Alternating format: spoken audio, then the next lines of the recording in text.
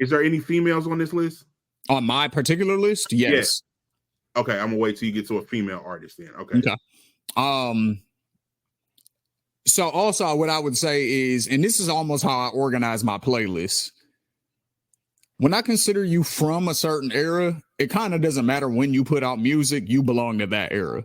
So for me, Jay-Z, it doesn't matter he puts out shit in 2024. That nigga's a 90s rapper.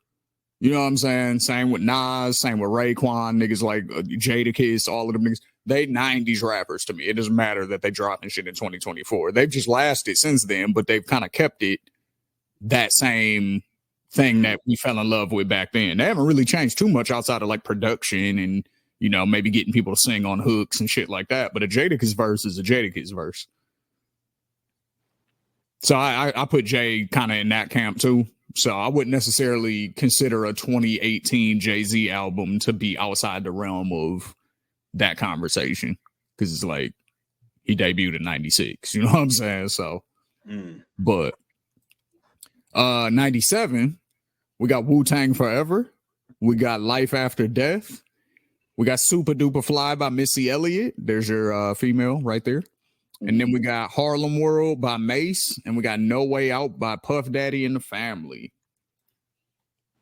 That's probably my weakest year, actually, I would argue. That's what I was going to say, too. I was like, that's probably the weakest year, but that's still not that's not saying that's a bad thing, though.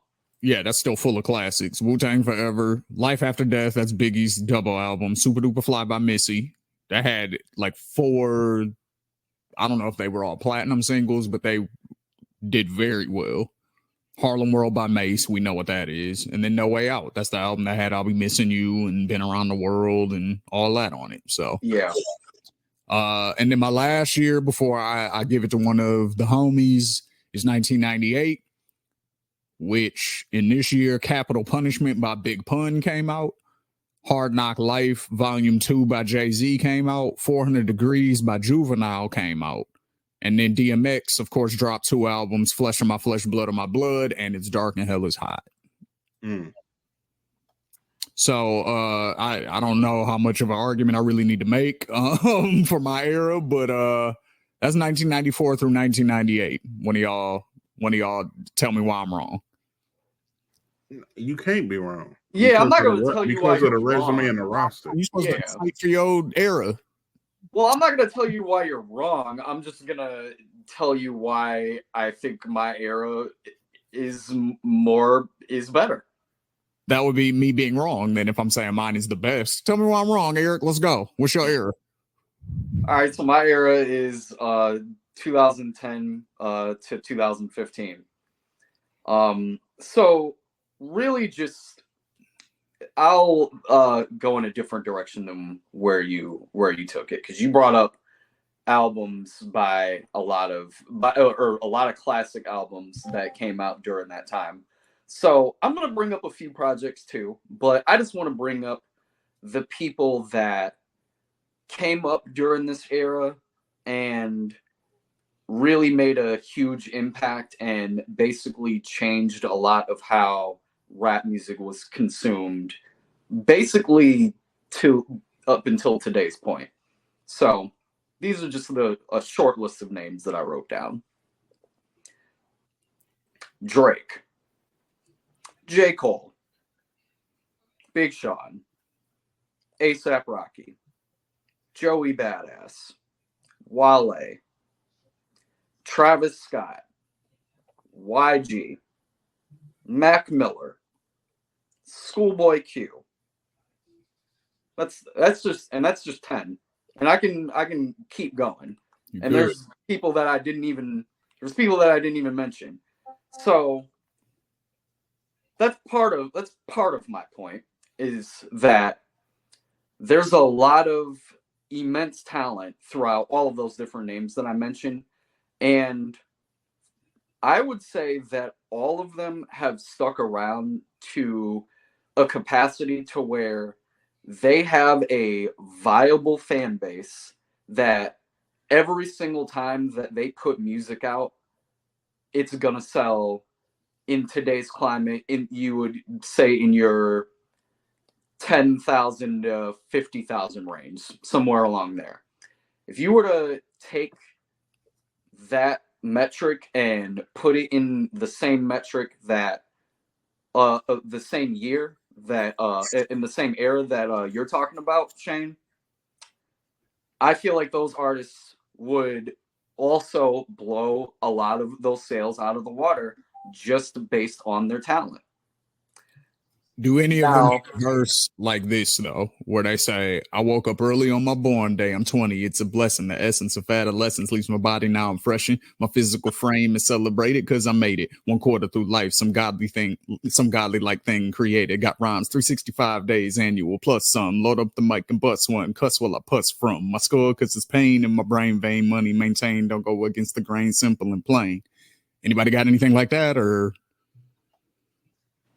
No, nobody has. Oh yeah, like come on now, like I understood a Kendrick verse like, back at you, and I don't know that many Fire Kendrick verses, but the thing that I can say is that I do know that if you look in the Section 80 project that came out 2011, if you look at his debut album Good Kid, Mad City, I'm sure if you look in one of those albums, you can find a verse that if you put it in your era would be on par with the same bars that they were spitting.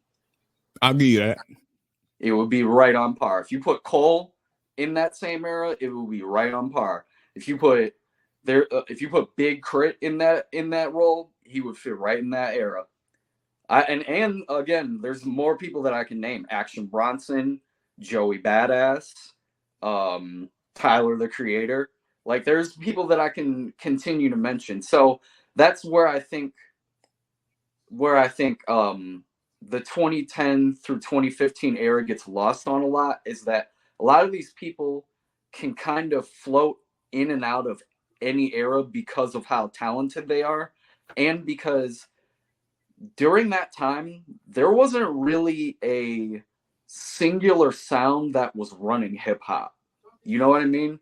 Like, yes, the South was kind of having a chokehold on like what the popular sound was, but around that time, it was kind of a mix of everything. It wasn't like Atlanta was just dominating everything, running 100 miles an hour. So you could get your mix of your YGs and your Doms on the West Coast, and that sound be super popular on the radio. And then you can go all the way to the East Coast, where people like Joey Badass were getting popular. People like A$AP Rocky were getting super popular.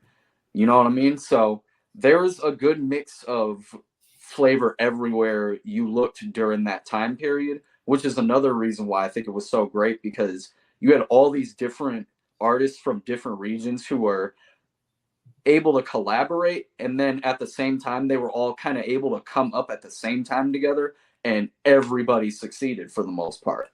You can't, like, they were all like on freshman covers together, and all kind of like had their debuts around that same time, and everybody for the most part did very successfully. Yo, if you like that clip, make sure you become a member today at patreon.com/Ethos Media Network. That's where you're going to find the full-length episodes of every single podcast: A Trip to Venus, Entreprenegros, OTI Open to Interpretation, of course, the bar exam, and you're going to get exclusive interviews on Politics as Usual over there as well. So make sure you become a member, patreon.com/Ethos Media Network. Peace.